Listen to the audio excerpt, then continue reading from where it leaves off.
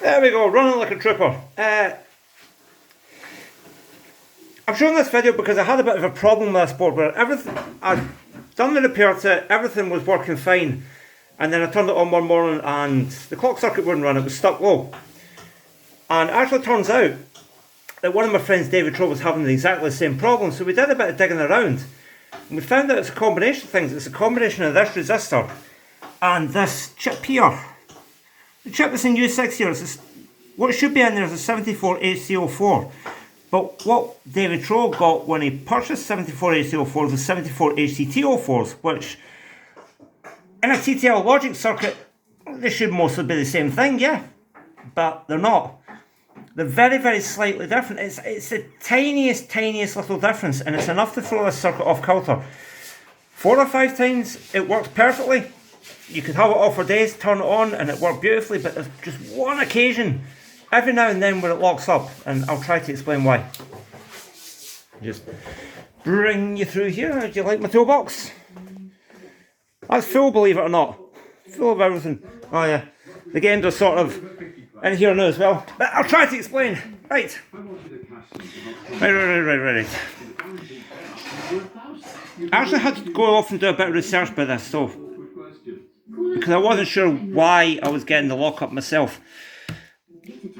This is called a Pierce oscillator, and it's a very, very clever circuit that was developed many years ago. William Pierce or something? It was a professor. I'm not the best at analog electronics, but from what I understand, the crystal generates an impulse between the inputs and outputs here, and the two of them fight it out, and that develops your pulse train that goes off to various parts of the circuit. But what Pierce does is he's added a feedback resistor here, and it means that that's not a digital gate at all. That functions as an amplifier. And what it takes the impulses from the crystal and the two capacitors and amplifies it out. And maygay used this because they not only use that for the clock to the CPU, they use that for various other things like U3, and I think it's a couple of other things they use it for as well. It goes to the PAL and various things, it goes to the PIAs. It's this feedback resistor that turns out to be the problem. Now I don't know if maygay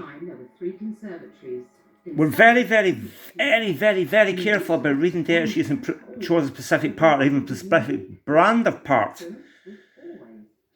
for this U6 here on this circuit, because I went on a website called christech.com. I googled Pierce oscillator and that popped up, and according to that website, 10 megohm is very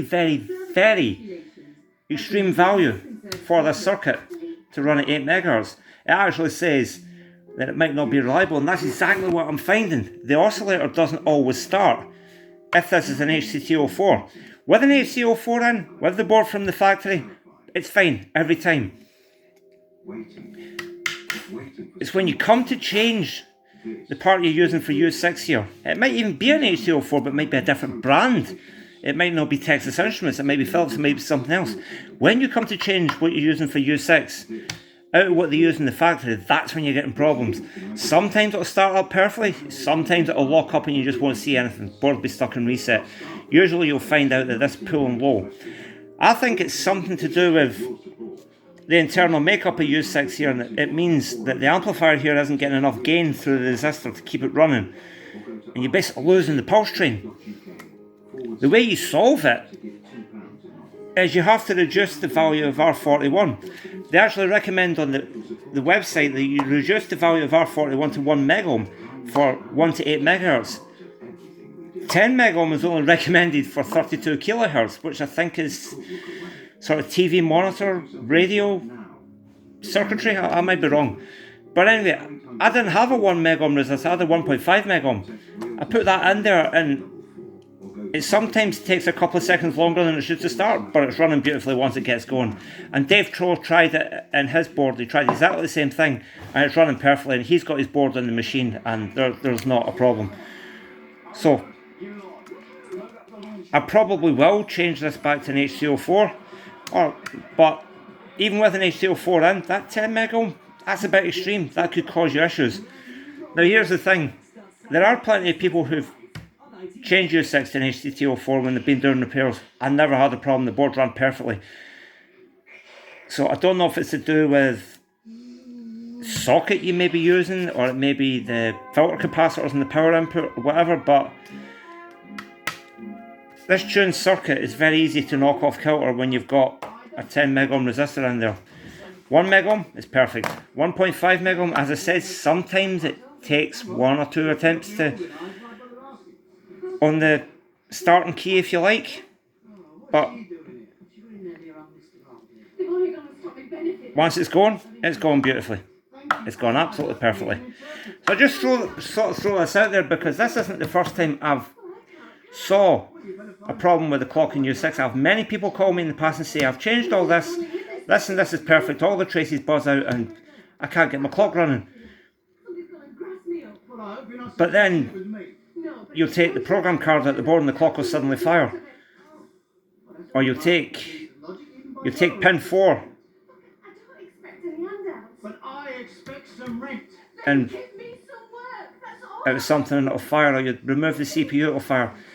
I think what that's to do with is something called fan out. Sorry, sweetheart, that was a one-off. Like I said, this clock is used for various things on the board, and if this isn't getting enough gain, then this won't have enough of an output to drive everything. And then, as I say, reducing the value of this, then it seems to have more gain and it's working better. It's I'm not a great analog electronics, but this resistor, this feedback resistor provides the gain, the boost for the amplifier, the strength that you see the signal out. And it kind of makes sense that this would lock up with a high value resistor in, because what they're saying on the website is the faster the speed you want to run, the lower value this resistor has to be. That makes sense because the faster the signal goes, the more you'll get noise and stuff, and the more easy it'd be to lose the signal if you've not got enough feedback, not got enough boost. But anyways, like I said, AC204, 1 megohm, it's absolutely fine. It's running the machine down south absolutely beautifully, no issues at all. So I thought I'd just throw that out there to give people a hand, because like I say, this isn't the first time I've seen this. Just to make you aware that can happen. Anyways, more videos to follow shortly. Probably on the repair of that thing. Which, yeah, hold on. I'll block off Coronation Street off thing in case copyright strike. Yeah, that thing works over there beautifully, but it has a bit of a credit issue. But anyway, that's it for now. I'll see you later.